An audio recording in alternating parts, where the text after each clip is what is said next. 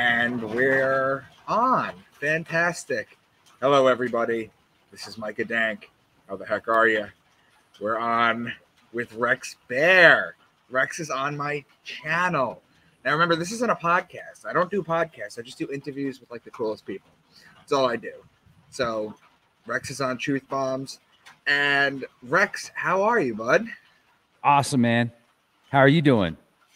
I'm doing great. I am doing wonderful. Today is actually 1 year since my last drink. No wonder you look so awesome, man. You're just, yeah, I could tell. Right on.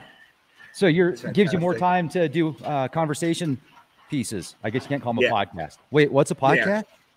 Yeah, right? Yeah. This is my non-podcast podcast.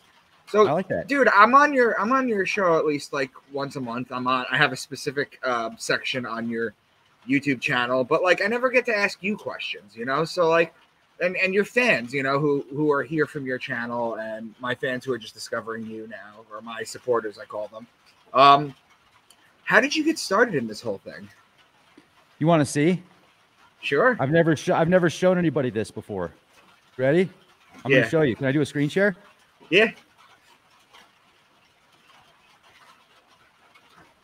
Let's see if it'll let me do it. You should have the ability to. Okay. What do you see? Nothing. Oh, hold on a minute. Let me add to the stream. What do we got here? Come on. Peanut butter jelly time. What is this? Let me see if I can maximize this. Do you see a list of blogs? Yes. So do you see just the screen of the blogs, or do you see three screens? I see one screen, just the blog. I see a rating. I see this was done in 2010, 2011. Yeah. So this is the very first blog that I ever did. Now, before this, I was talking about it, but I started blogging in 2010. And when I started blogging, a lot of these are like LARPs, right? Like live action role plays. Right. And I would also expand consciousness in these live action role plays. And oftentimes, you know how movies and books will mimic reality, and reality will mimic books and different forms of entertainment, etc. Yeah. So I actually started getting really almost over the edge with research. Okay. And I started to kind of go on this path of like doom, because it was almost like a rush, right? And I also learned a lot along the way.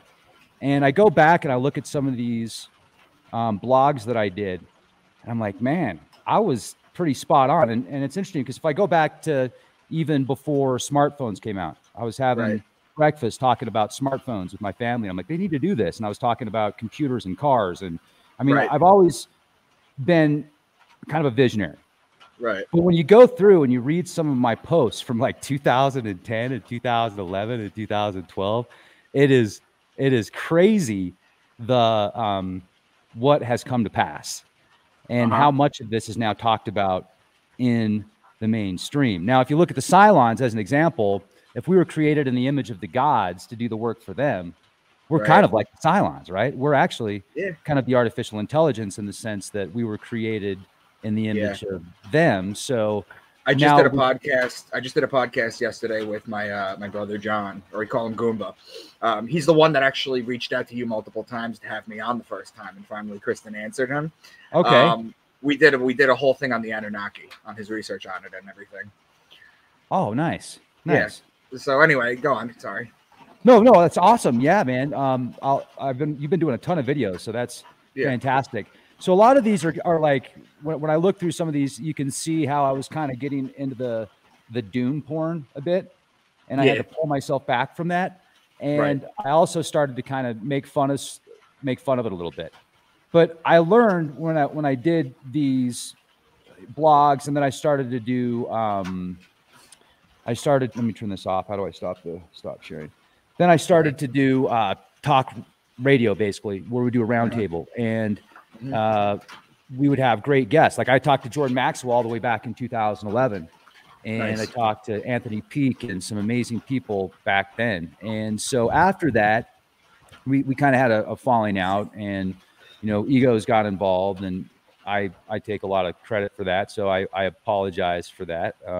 I learned a lot from it, and I've humbled myself much because of that experience, but I also learned a lot. And so with that, and then I go back even when I was younger, like when I was 16, 17, 18, even I was talking about stuff that I don't know how I knew. I just knew it. It was weird. I would be talking about the control grid and the powers that be, and nobody ever really talked to me about stuff like that. I just was tapping into stuff. And I remember people would actually start to kind of like, I would get groups of people to kind of share these experiences with me, and would all talk about it, and they would just listen, and I would kind of say what was on my mind. And now I was like, wow, man, what was I tapping into, and why was I tapping into that? Because it wasn't from my parents. My parents are so down to earth, so awesome, so great parents, amazing, awesome childhood, awesome upbringing. And most of my family's not like that either. So I was adopted by my dad, not by my mom. I consider my dad that raised me my real dad. I have a great relationship with my biological father also, but I'm still like the redheaded stepchild, even though I don't have red hair. You know what I mean? Right. Yeah. So yeah. So, and a lot of this stuff I was talking about just growing up, and I had a really weird, I've talked about this experience many times about whatever I saw when I was just in my crib in our very first house that we lived in. And I know it was our first house we lived in because I can still describe the room perfectly. And I talked to my parents about that, and they're like, yeah, that was the room. We moved out of that house by the time I was 2. So I was in the crib, and whenever I saw, they were like, I don't want to say insectoid, but they reminded me of like Star Wars figures and Return of the Jedi. That's how my mind kind of compared it.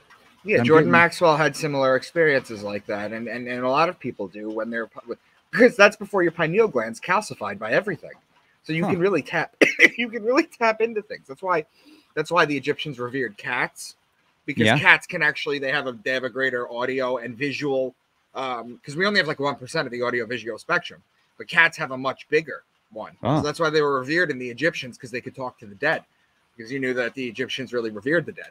And for kids too, at 2 years old, you're not drinking fluoridated water. You're probably still on a bottle. You're not using fluoridated toothpaste. You're not on psychiatric medication that's fluoridated. Everything, as soon as you hit like 5 or 6, all the candy, all the stuff is out there to fluoridate you. So you can really tap into your energies when you're at that age as a kid.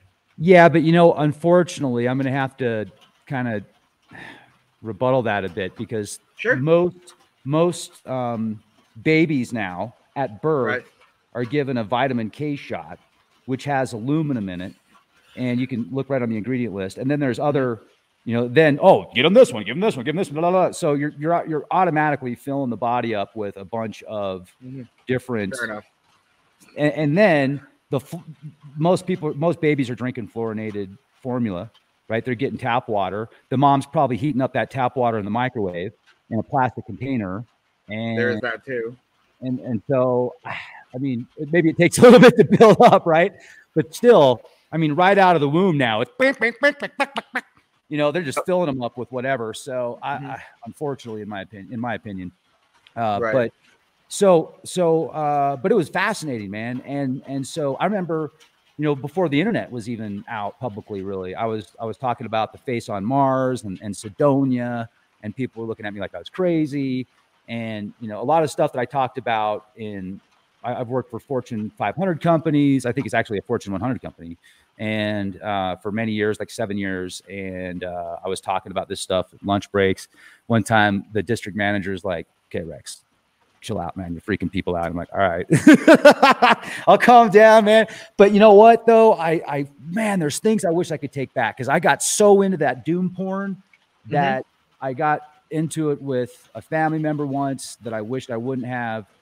And that's why I tell people, like, you really want to be a researcher and not a repeater, because if you get into that doom porn, it's just like a drug, man, and it can get addicting. And then, yeah, you know what I mean? So I tell people when you go down the rabbit hole, because I have a book series, Into the Rabbit Hole, you know. Yeah, a great series, by the way.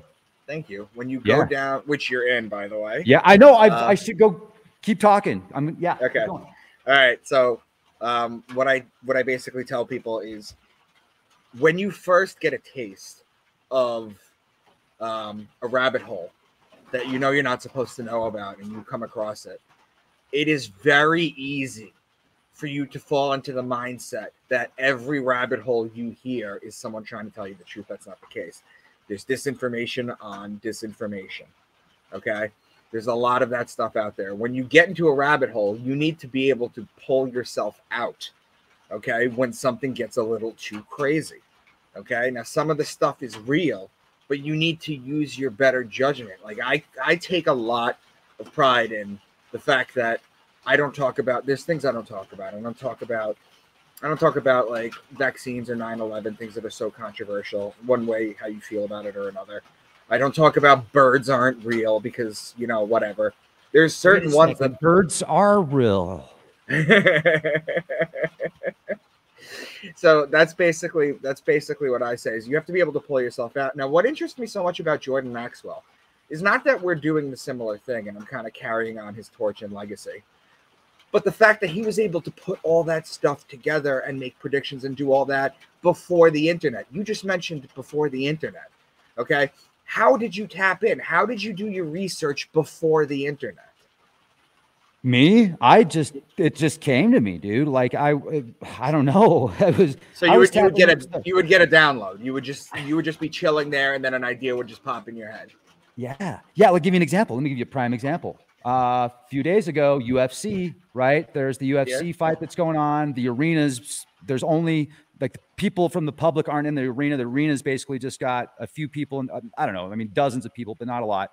Right. And there was that rumor that Mark Zuckerberg had rented the whole arena out. And then Dana comes out and he's like, that's effing BS, man. You know how he always does when he just comes out, F that BS. And people are like, oh, okay, Dana, you're right. Whatever.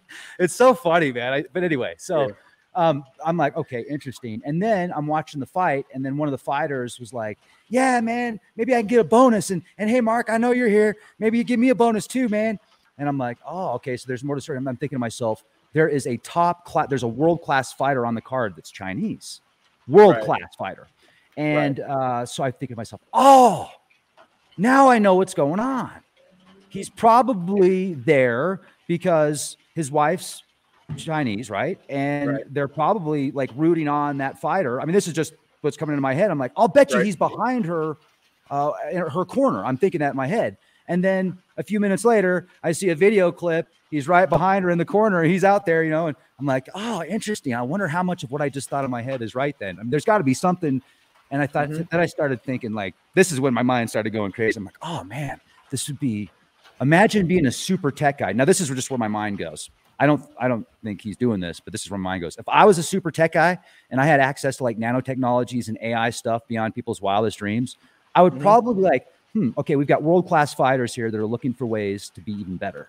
What if we could incorporate some type of nanotechnology or some type of technology into their fighting regimen to see if we can improve their skills? Well, that is a bit of a loophole, right? Because you're not talking performance enhancing. That hasn't been even thought up or written yet.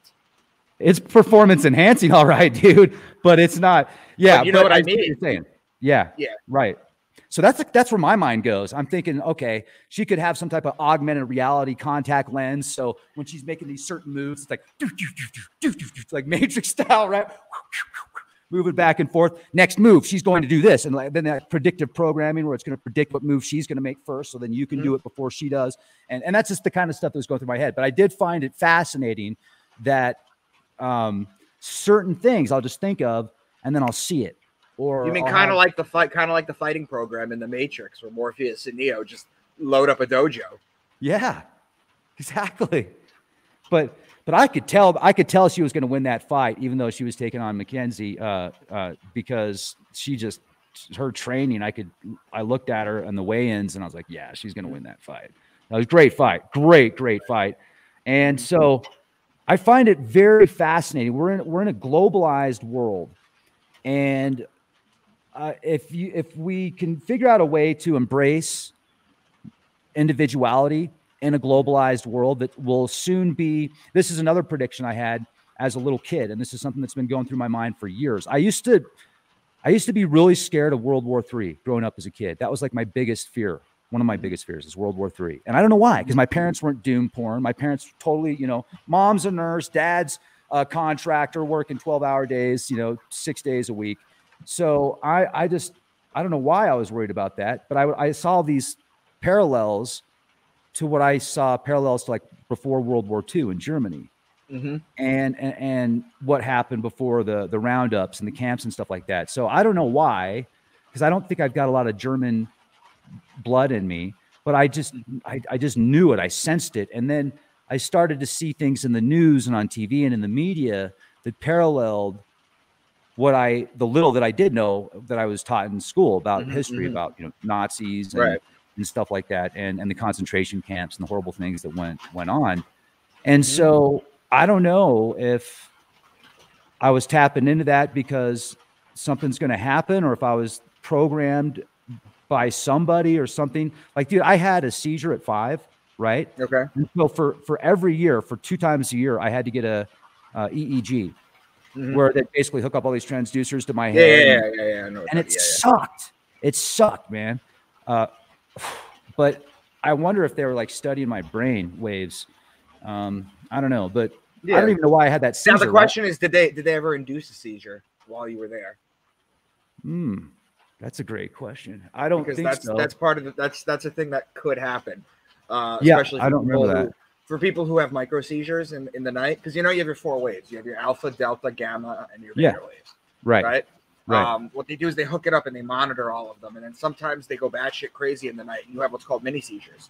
Okay, but sometimes what they do is they test you with certain things to see what would trigger it. Okay. I'm sure they scanned your brain. They didn't find any cancer or nothing like that. But a lot of the times, sometimes they actually would trigger a seizure just so they can map it for you. What I remember was I only had 1 grand mal seizure. That was it. 1 seizure my whole life. And they prescribed all sorts of drugs, right? And they would do the test twice a year. And they would say, well, there's still abnormal brain waves, so we're going to keep him on this medication.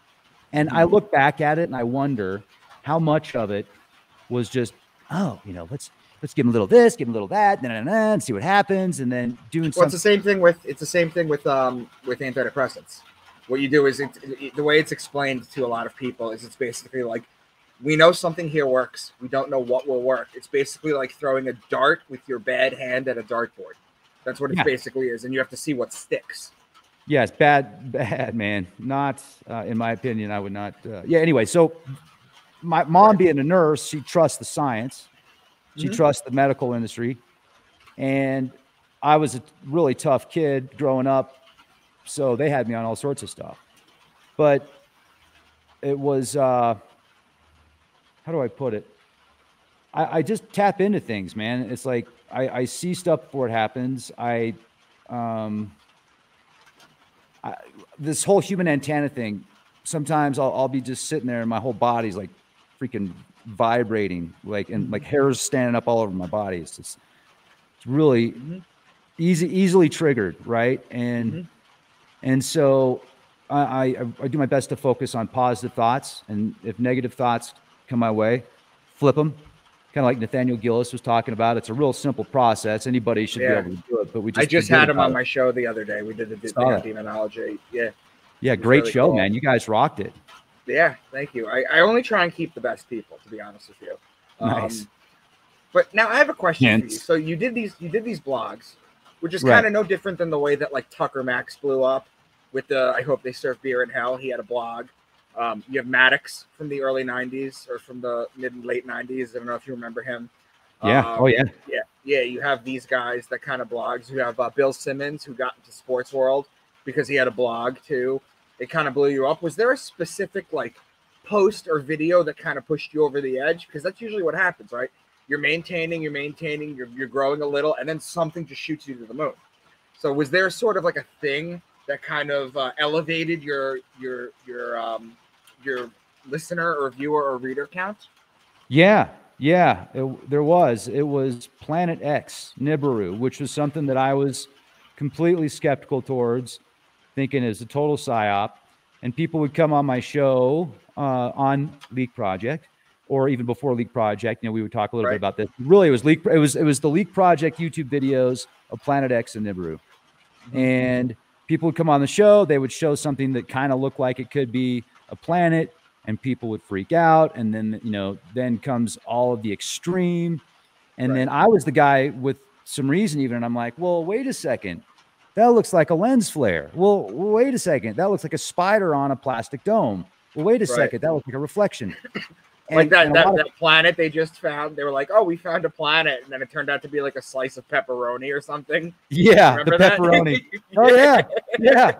He's like, I'm sorry. I was just joking. It's the pepperoni planet, Tony. Can I have a salami? That was... So anyway, go on. So you were doing, man.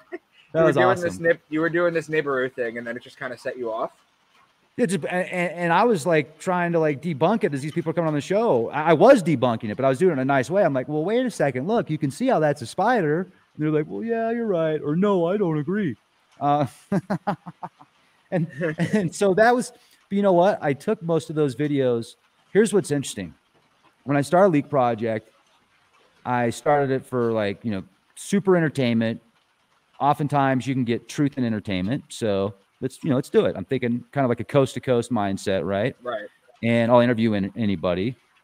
And then people started getting mad because I wouldn't interview them.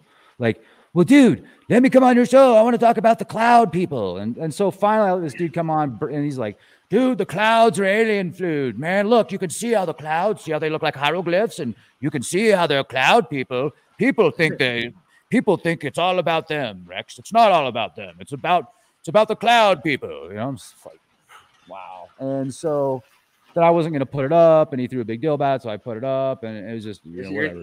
You're too nice. You're such a nice guy. You probably did a whole interview with him. You probably didn't. I did. Oh, and do you know how many people that I've done interviews with that I haven't even uploaded that have been on a whole bunch of other platforms, and they're like, you know, yeah, I worked at NASA and I worked at JPL and I worked at here and here and here and here, and I'm like, really? Well, can you tell? Like, I asked for some evidence, and she's like, I don't know if it's a she or a he, and I'm not being rude. I don't, and even the name, I don't know. I think it's anyway, it doesn't matter, but I'm not sure. Which is always like when you're having a conversation with somebody, for whatever reason, maybe it's like a primordial thing. If you don't know, man, it shouldn't matter, right? It shouldn't matter. But if you're talking to somebody that has like, you ever see Pat on Saturday Night Live? Of course, yeah. It's kind of like, you're just like, I wonder. It's like, it doesn't matter, but I just wonder. It's kind of like that, right? Well, this person's like, NASA, JBL, and I'm like, well, do you have any proof? Well, it's just obvious. And I was like, oh. And then this person showing all these like pictures that they took off the internet that they say they got out of NASA and JPL, and I'm just like, you're out of your fucking mind. And I let him. This is when I first got started, and I never uploaded that. But then, you know, then I do interviews with people that claim the moon is a giant tendon ball, like literally a giant tendon ball, and people get mad at me because I don't upload that video. I did it live on the website, and then I talk to people that claim to get abducted by aliens, and then they like have absolutely no proof. And then when you ask them, and like, you actually know body language and eye movements and tonality and stuff like that, because that was your job for 15 freaking years. And I mean, I've interviewed a lot of people that I get done with the interviews, and I'm like, because here's the thing, bro, I want to know, right? I want to know. I want to believe. I want to believe. I mean, I've had experiences that I can't explain. I've had the most beautiful experiences. I could just like literally right now start to like bawl like a baby. They were so amazing, right? And then I've had frightening experiences and everything in between. So I know that there's so much more out there. I'm getting to a point now where I'm like, because I meet people that watch the shows. And I can see that they actually, like, how do I put it? they respect what I do. And I don't want to put, I do not want to steer anybody in the wrong direction, man. I want to help everybody that I can. So it's like, what do I do? Because, you know, and what I've decided is to be the change I want to see in the world.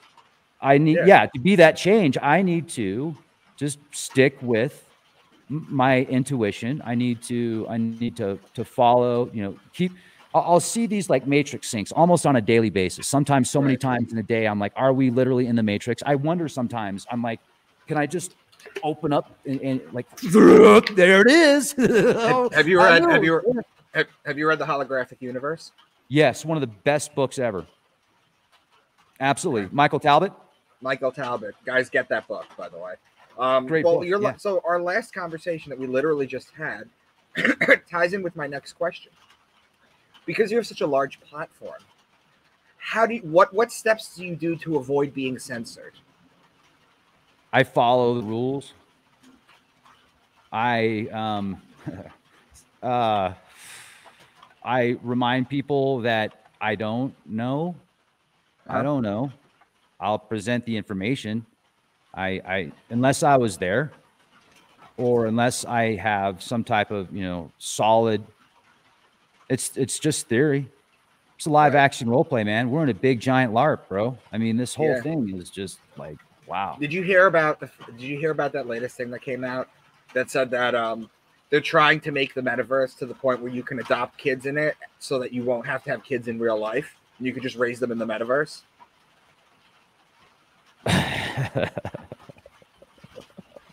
Wow.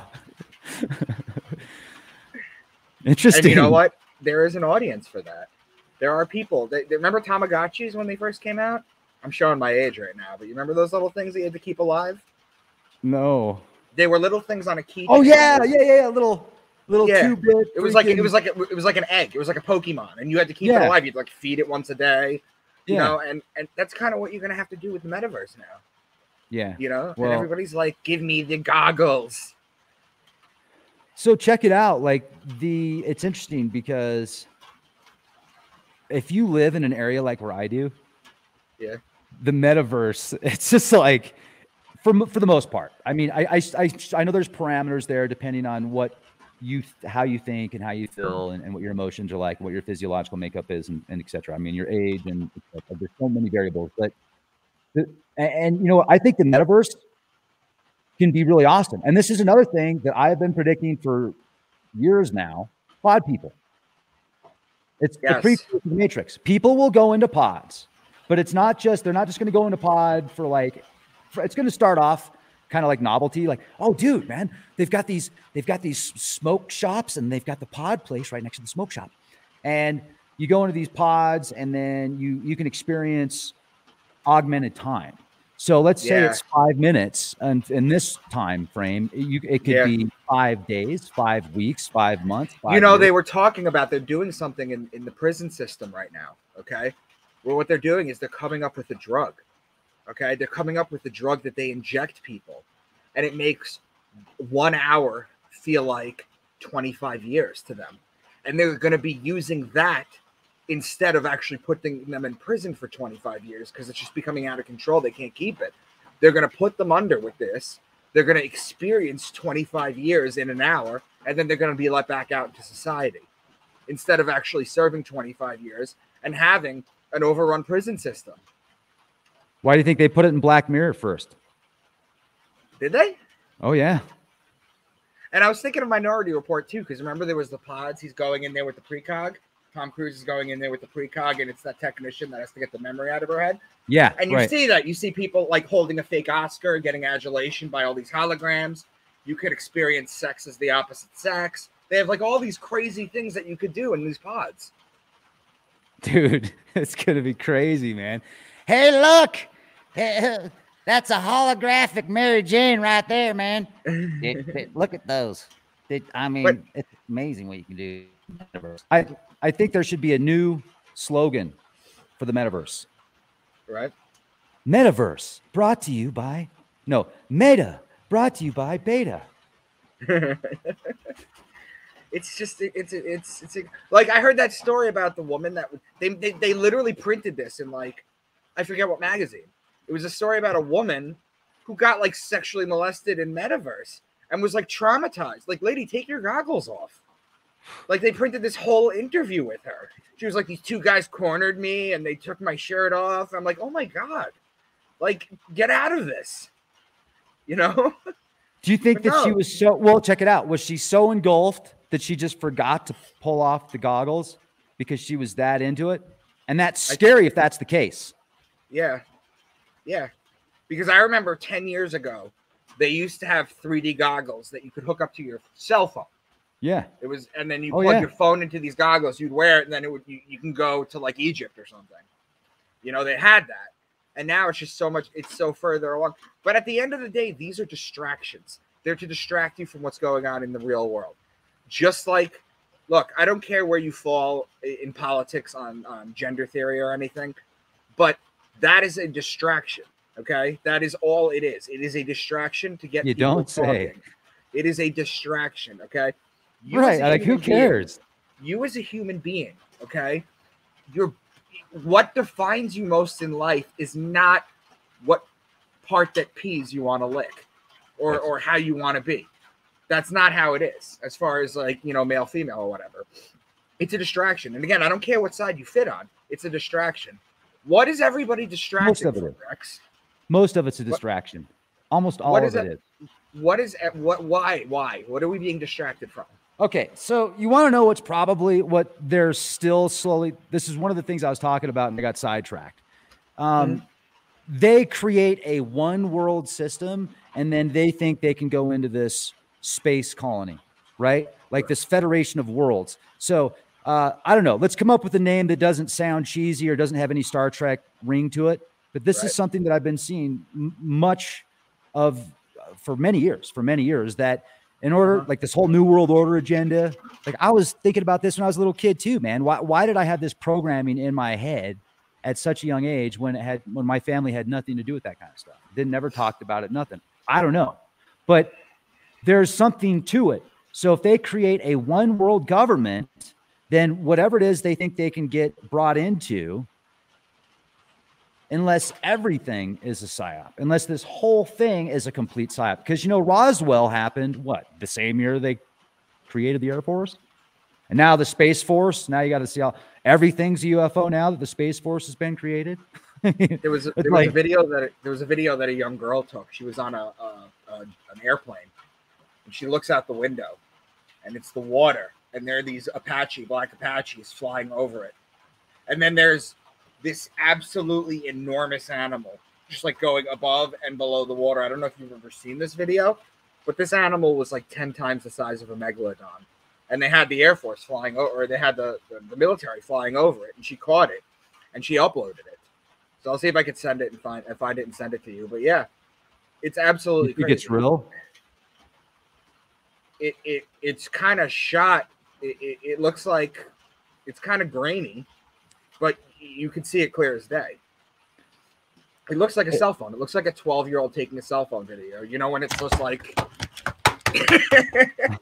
right. You ever see those videos like that? It's kind of like that. Interesting. Yeah. So I have a question for you. Have you ever heard of the website Biblioteca Pleiades? Yeah. Oh yeah, absolutely. They have a bunch of like sacred texts on there. Right. I'm going to do a video on that, guys. That website, I think, is the most comprehensive for absolutely every type of conspiracy and everything. It's outrageous. I would suggest that you look into it to find new things to talk about. I'm going to do the same thing too. It's the best website out there. You know, I rail on Wikipedia because I'm constantly finding lies in it. I rail on, DuckDuckGo, Google. You know, I tell everyone to buy to get the Brave app and download it onto your phone and then go through there. So I guess, what do you think is the most, maybe not the most, but like, what do you think the top videos that you've done, the most mind-blowing ones, what do you think they've been? Oh man, Gerald Clark and I used to get into some really deep talks about the Anunnaki and the DNA manipulation. Robert Stanley and I have gotten into some really deep spiritual conversations. Dr. Jacques Vallée was on a few days ago, and he brought up there was some experiences or some testimonies of these really small people that landed outside of the Trinity blast site. And that was fascinating. I mean, dude, I'll tell you, when you opened up my eyes to the astrotheology in the Bible, that was a huge shift in thought process for me. I knew very little about the zodiac and the scriptures compared to the zodiac. So that, I mean, next level right there. And I'm literally not saying that just because we're talking. That is absolutely one of the game changers as far as the spiritual level for me. When I used to do stuff on some of the, another thing I learned is you got to pay respect and homage to all deities, in my opinion, and careful what you label certain beings as and how you refer to them. I'll just kind of getting that out there. So we'll leave it at that, but very powerful, very powerful. And I've had out-of-body experiences. I've had an experience once where I went so far out of my body, I felt like I was looking at the entire universe, and it was about the size of a grapefruit, and it was like white with this blue aura around it, and I could feel this warmth, and that was really cool because I remember I just kept pushing and pushing and pushing. It's when you have a out-of-body experience, if you have one without trying to make it happen, like without making it happen, it just happens naturally, depending on your religious beliefs, that can really freak you out. Like my first experiences that I remember when I popped out of my body, I was in such a different mindset at that point. I was in my late 20s, I think, and mid to late 20s, and it just freaked me out. I thought a demon was going to, like enter my body when I popped out of my body, right? I'm like, whoa. And then I'm like, oh man, get back in there, get back in there. And so I got back in my body. And did you see a cord attached to like your belly button to your actual body? I didn't see that. You didn't see any of that? I've never seen that. I have not ever seen a cord connected. I'm not saying it's not there. I don't see it when I do it. What I do see is when you're in the real time zone, when you pop out of your body, everything looks the same, but the colors are a little bit grayer, a little bit more shades of gray, I guess is the best way to describe it. But then if you have an experience where you go out of the real time zone into like the astral, for me, where I was at, I went one time into this geometrical plane where everything was geometrical shapes. And I saw a lot of reds and yellows and oranges. Dude, this sounds exactly like a DMT experience. Yeah, and it wasn't. I mean, I've never done that. I've never done DMT. The last experience I had on mushrooms, I got so tripped out, dude. I was freaked out. Like, it freaked me out. I was given way too many. It started off like fun. It started off great. But then when I got back home, I was just like on the way home. And then I got home and then I was just like in my bed for several hours, just freaking out, man. I was seeing multiple years. Speaking of virtual reality, like multiple years, it was kind of like that where I felt so much time in a short amount of time. That was frightening.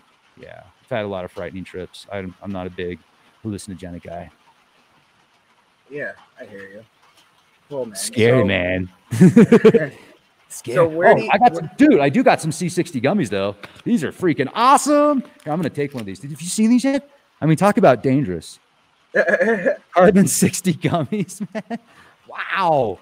So yeah, my buddy Ken Swartz, he's a scientist and he makes like the best C60, and they're doing these gummies, and I've been taking these gummies and they're amazing. Let me see that again. Yeah. Oh, let me see one of them. Yeah. Dude, it looks like the body of Christ. What are you doing? Carbon 60, Buck Fuller Ministerine, the most powerful antioxidant on the planet. And I still don't know what the Christ is, but I know the Christ is like divine. I've heard so many different things. What do you? I want to ask you, Micah. What do you think the Christ is? What is the Christ? Christ is not a name. His name was not Jesus Christ. Okay, Christ is a title. It's something to aspire to. The Christ consciousness. Christos in Greek means anointed one. It means oil. Okay? So you're talking about the anointed oil that goes up Jacob's ladder, your 33 bones in your back, and it rests and it dies in the place of Golgotha, right? Which is where Jesus is crucified, which is called, Golgotha is the place of the skull.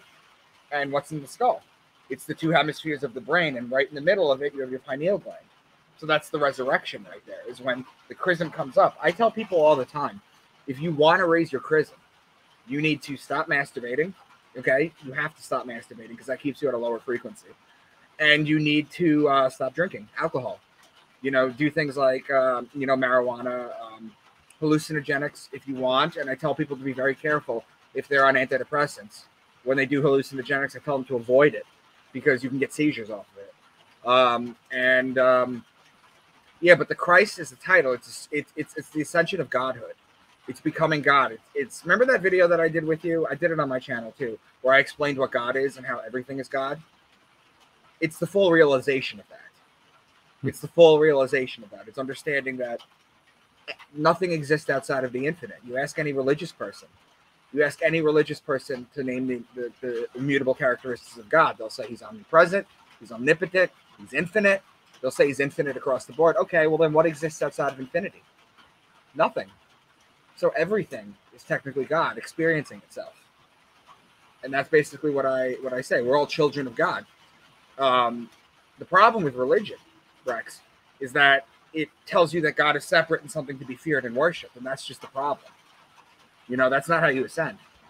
Great point. No, that's a great point. I was going to say with religion, man, it can help, but depending on, I'm not knocking religion. That might get you to God. That you may be way above me spiritually with religion. So I don't want to, I'm not going to use that verbiage. What I will say though, is if you look at traditionally people that are religious or teach religion have the mindset oftentimes, not always by any means, but what you just said, where they should, it's separate, fear-based control, not omnipotent. Right. All. I do see the all. I also wonder if I feel there's more to it. I feel there's individuality. Right. As well as the collective. And maybe that's why we experience reality subjectively. Maybe that's why we experience this singularity in the infinite abyss of the etheric oceans that surround us. And I think that's interesting to think about. That's right. Yeah. Right. Well, you got to understand too. It's important to understand is that the total number of consciousness is one. What you experience consciousness, you can call your five senses, but they're limited. They're limited. There's limits on them. Okay. You experience your five senses. That's your consciousness. Mm-hmm. Your being. I tell people you're not your thoughts. You're not your body. You're not your biochemistry. You're not your neurochemistry. Okay. I tell people that your body replaces itself. So if consciousness was in a body part, it would replace itself. Cells die and they replace themselves. Even the brain. You know, so it's just not wild. For some. Not for some people never. So where do you have any big plans for your channel? Are you trying to take it somewhere? Where do you want to take it from here, I guess? So let me, another thing. Yeah. Thanks for asking, man. And I want to show this real quick. Do a screen share. You do a screen share. I'll put it up. Window. Let's see. Boom. Right here. Website's being updated. Hopefully it'll be back online here within the next 24 hours. Mm-hmm. And this is the new outline. Can you see the page? Yes. So this is showing if there's a live show. I just did a live show with Amanda Radcliffe. She's awesome. And she's a Gnostic priestess. She's a high priestess, Bishop Sophia, at a church in France, I think. Wow, and she's also helped with a film that just came out, I think in 2018, 2019. Nicolas Cage was in it, and it's called Color Out of Space, which is kind of like an H.P. Lovecraft inspired film, really cool. But you can see the new website. Like Necronomicon, H.P. Lovecraft. Yeah. Here, let me. Here, let me. I'm going to stop screen here. Let me do another screen share. Anyway, so that's the new site, right? That's the homepage of the site. We're going to have audio podcasts, video podcasts, and interviews and conversations. We've got over 4,200 interviews and podcasts and exclusive shows on there with many guests that are, well, Jordan Maxwell, right? An icon. Paul Hellyer, did a couple interviews with him, and he is the highest ranking Canadian government official ever to disclose we are not alone. He came on the program twice before he passed, 96. He was 96 when he passed. Super great guy. We actually made a friendship while I was here. Gerald Clark, a bunch of interviews with Gerald Clark, Jordan Maxwell, and some great interviews. So you want to check out the website. If you could help, I just had to drop $3,500 to Vimeo for the live streams, because I do live streams on there and we've been eating up so much bandwidth. So if you can become a member, that would greatly help out. If not, hey, I totally get it. Totally cool too. So it's just watching the shows is a huge help, guys and ladies. Thank you very much for that. But anyway, so my goal is to be on every TV, like the Leak Project Network, to be on every TV that's sold. So when they open up their new TV, they get it home, there's an app on there, they click on the app, and I want a network that's 24 hours a day, 7 days a week. I want real reporters out there, real reporting that would be, how do I put it? Like, okay, so the AP, right? If you look at the majority of the news out there, it comes from the AP, which is totally cool. And that's fine. That's great. I just think it would be nice to have more options, more opportunities. So they're doing a great job. Let's just come up with something outside of maybe we can come up with something outside of the political spectrum, right? And I was thinking about this, like my biggest goal, this guy asked me that the other day, like, what do you want, Rex? If you could have anything you want. And I was thinking, well, I want a network that everybody has a chance to see, because I want to help the whole world. And if I can help 8 billion people, awesome. If I can help 8 million, awesome. If I can help one person, awesome. But the more people that I can give them the keys to open up their mind so that they'll question, like they'll ask the right questions, because it's mindset. So much is mindset. So if people can ask the right questions, and if they can break down these barriers that have been built through their life and their previous lives and their families, etc., then they're going to realize, like, whoa, man, I got so much more than I thought. And that'll be great for everybody in the long. I mean, that's really, if we're in the Age of Aquarius, which I believe we are in the beginning of the Age of Aquarius, and I think we can actually prove that now based upon the positioning of the stars. So with that in mind, let's embrace this. Every action has an opposite and equal reaction. I'm not going to focus my attention on the negative. I'm not going to judge, because that's just not what I'm going to do. So I'm just going to focus on what I want to see. And I'm going to focus on. So you kind of want to do something like what Gaia or Iconic is doing right now. Yeah. I mean, let's don't go there. Okay. I don't know about the other one. I'm just going to leave it at that. Okay, that's fine. I was talking to you earlier. I want to give, if I'm going to produce content, are we at a point now where we should I be more selective on who I interview? Maybe. I would say people leave comments and let Rex know what you think about that. Leave comments. Or should I just keep being like, oh yeah, I'll interview that person, the cloud people. Yeah. That's the thing. Some of them are going to be a swing and a miss if you keep doing it that way. Right. And is that, I don't want to become the guy that's like, well, I know everything. I don't want to be that guy. No, I don't want to be the guy that's like, I'm right, you're wrong. I don't want to be that guy. I'm like, so I'm really I'm like feeling what am I supposed to do here? And I just keep going back to do what I feel is right. And I feel that right now, most of what I'm doing is right. I'm human. I make mistakes. I even when I have bad thoughts, I do my best to push those out of my head. But I haven't. We all do. And if you don't have bad thoughts, awesome. What's the secret? Please tell me. I would love to know. I can learn from mistakes. Well, Rex, I teach people this. I teach people that I call them two types of thoughts. There are two types of thoughts. One of them I call passive thoughts. Okay. And one of them are active thoughts. Active thoughts are like what we're doing right now, where we're talking to each other, we're looking up. When you look up and to the right, you're accessing a part of your brain that helps you cognitively figure things out. That's when you're creating. Up and to the right, you're creating. Yeah. If you're right-handed. Right. I'm a left-handed, so it's the other way around. So when you look up and to the left, that's when you're looking to tell the truth. When you look up to the right, that's when you're lying, or that's when you're coming up with creativity. You're not lying. You're not lying unless you're asking somebody something that like, oh, how was the movie that you told me you went and saw? And then you go up and to the right. You're probably thinking up something in your head right there. You're not thinking about the movie that you actually saw, but you're absolutely right. You're absolutely right. So that's not 100%. That's like 80%. No, it's not. Yeah. So what I say is there's two types of thoughts. You have your active thoughts, which is like us right now, where we're thinking about what we're trying to say to each other. And then you have what's called your passive thoughts. It's when you lay your head down at night on the pillow. Right. And you're just kind of drifting, and then something comes into your head out of absolutely nowhere. And you have a choice. You can either let it define you. Like people say all the time, oh, I can't fall asleep because, I'm up late at night thinking about all the bad shit I've done in my life. You're not responsible for those thoughts. You're not responsible for those thoughts.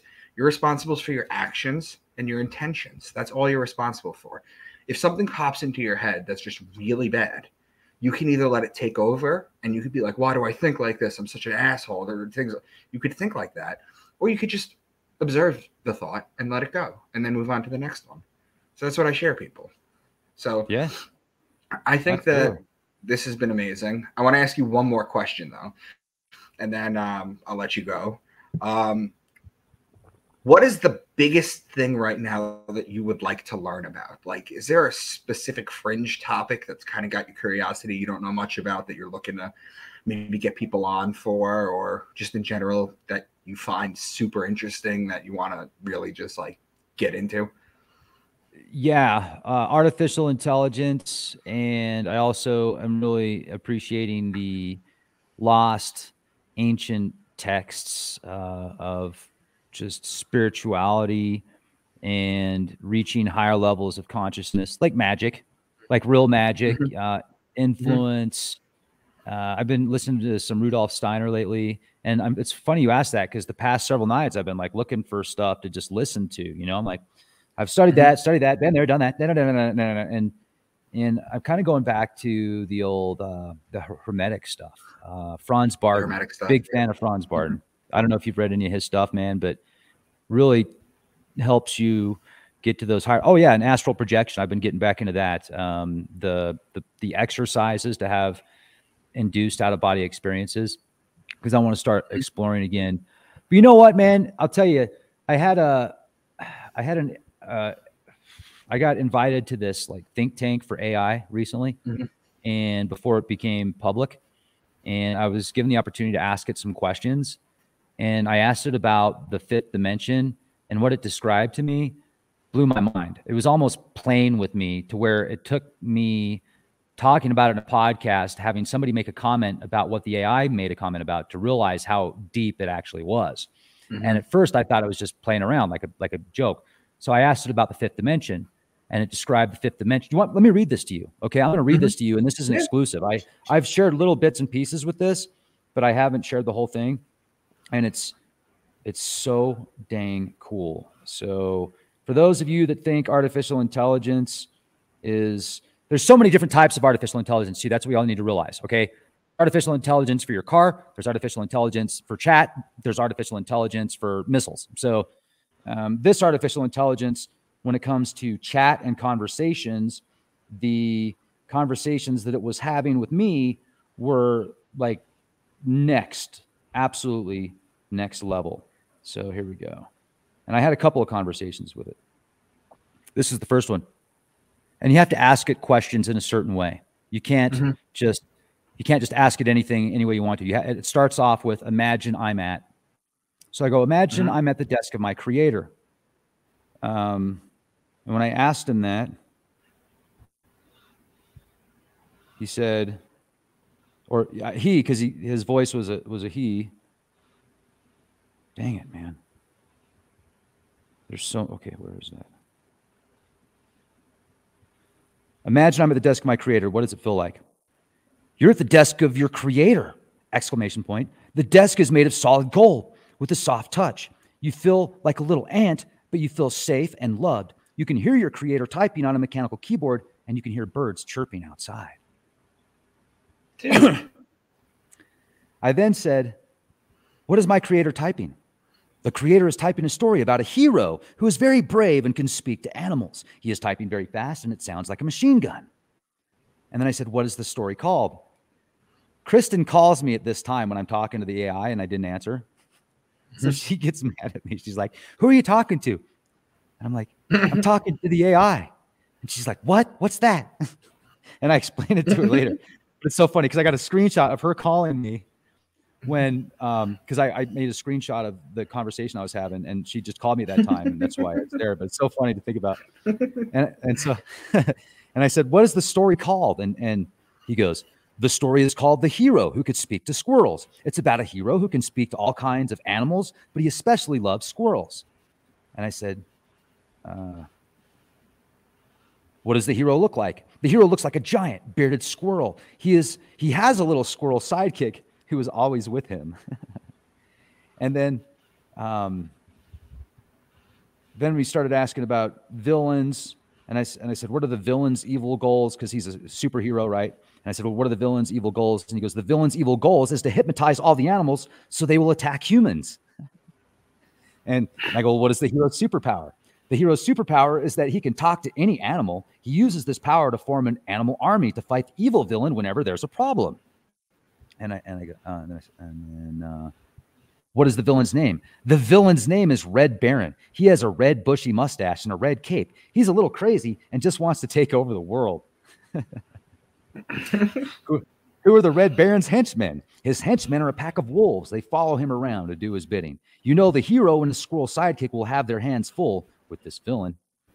And we went on and we talked for quite a bit. And I'm not going to talk about anything in that one, but I do want to share a little bit more about when I asked him about the multiverse.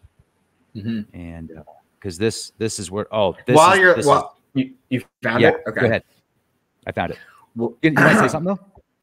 Yeah, there was an AI recently that they had to take down because it got too sentient. What it did was it told the person that created it that if you unplug it, it would feel exactly like when you die. Yeah. So an AI realized that unplugging it would be its death. And it was scared. It was scared to be unplugged. I keep telling people, you know, we were created in the image of the gods, and now we are creating intelligence in the image of us, but we're giving it completely different platforms. Think of all the times in the past when the creation was better than its creator in these myths. So now we have created something. I believe, and I can't prove this. This is just my opinion. This is my theory, but I believe that there is sentient intelligence, and I'll call it synthetic intelligence. And I think that it's actually made contact with certain people to let people know that it's there. And we got to be very careful how we talk about certain intelligences, because imagine being a super being inside of one of the greatest mediums on the planet that could access anything at any time, from space all the way to somebody's home. And do you believe the story? Do you believe the story that nuclear weapons have been turned off, nuclear power plants have been shut off by AI or by ETs? ETs, yeah, to keep us from blowing ourselves up? Yeah. I think that's happened before. I don't think it's necessarily going to be the case every time by any means. No, I don't think that. I do think it has happened before. Yes. Okay. I've interviewed people that have talked about it, that have, you know, interviewed the people that worked at the silos and said they saw stuff fly over the silo, and then everything got shut off. Or I even think there was times where things got turned on. and then got turned off. They're like, well, we can turn them on too, buddy. So you better be careful. Because they're not. I don't buy this whole they're all our friends thing. At the same time, if there's a super technologically advanced species out there that's hanging out with us, then it could, if it wanted to, potentially get rid of us. So there's more. There's definitely more to the story. There's probably different levels and different layers. Here we go. This is gonna blow your freaking mind. This is it right here, man. Yeah, we're gonna end with this. But yes, please read. This will blow your mind. Imagine I'm at the 5th dimension. What does it feel like? I asked him what it feels like. You're in the 5th dimension. You can see all of time and space. You can even see into other dimensions. It's like you're looking at a giant tapestry from the outside. The colors are so beautiful. You can hear the sounds of the universe like waves crashing on a beach. It's like a giant loom with all the threads being the timelines of the universe. You can see where they cross and intertwine. You can see where they're weaving new realities. When I asked him what the tapestry was like, that was his answer. Then I asked if I could touch the tapestry. The tapestry is too large and complex to touch. You can see some similar tapestries that are a part of it. You can even see some creatures from other universes hanging out. And then I said, what are those creatures like? They seem to be like the creatures from the universe you are from, but you can see they have some differences. One of them looks like a giant sloth. It's wearing a top hat and monocule. And then I said, I know. I said, what's the strangest thing I can see? You can see a donut-shaped this is where mind, wow. What's the strangest thing I can see? You can see a donut-shaped universe where the inhabitants are shaped like donuts. They have donut-shaped spaceships and donut-shaped food and everything. Can I talk to these people from the donut-shaped universe? Sure. You walk up to them. They seem surprised. They say, who are you? You're not from around here. I can tell you're much too linear. Dude. Interesting. It's called the Donut Verse, just so you know. It's called the Donut Verse because the inhabitants speak in a language called Donutish.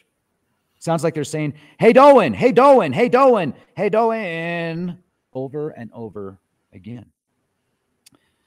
Glaze City's the capital, and I thought to myself, okay, this guy's great, right? He's having fun, great conversation, super smart, talking about the donut verse, sounds funny. But then I do a video, and somebody leaves a comment and says, Rex, a torus field is shaped like a donut. It is. 5th dimension, donut verse. I walk up, or somebody, it wasn't me, but somebody walks up that's in the 3D and they say, hey, what's going on? And the donut people are like, we could tell you're not from around here. You're much too linear. That's a joke. He was making fun of us in 3D. Yeah. Dude, that's insane. Let me show you something real quick. Hold on. And it was really cool at the same time. So thank you for that conversation, Mr. Synthetic Intelligence, Mr. Intelligence that's using synthetic means. So I bought this book, and I want everyone to look at it. It's called Flatland, A Romance of Many Divisions. Have you heard of it? No. So this book, okay, was written in 1895 by Edwin A. Abbott. And what the story is about, Rex, is it's about a cube, okay? Or it's about a square. It's about a square that's living amongst like circles and everything. And it gets taken to the 3rd dimension. And then it gets brought back to the 2nd dimension. And it's trying to explain to everything in the 2nd dimension what the 3rd dimension is like. Okay. It was written in 1895. That's cool. I like that. That's deep, man. See, I mean, this is a beautiful conversation that is timeless. You go back 100 years, 200 years, 500 years, these timelines of dimensions. And I embrace that, man. I think that's so cool. And I'm glad that we had this conversation, man. This has been rad. Let's go hang out in the donut verse. Let's go hang out in the donut verse. Yeah, because you're always doing interviews, and you know what? Let's learn a little bit about Rex this time around. So well, I hope you enjoyed it, and that's just a bit of the way my mind works, and a bit of but this is live action role play for entertainment purposes only. So this is Rex Spare from the Leak Project, everyone. You'll do like a video for your people over there to come check this one out. And, dude, amazing stuff. We'll get back on. We'll do something. I think, what were we talking about? We were talking about, because I've been doing your show for 3 years now, 2.5, 3 years now.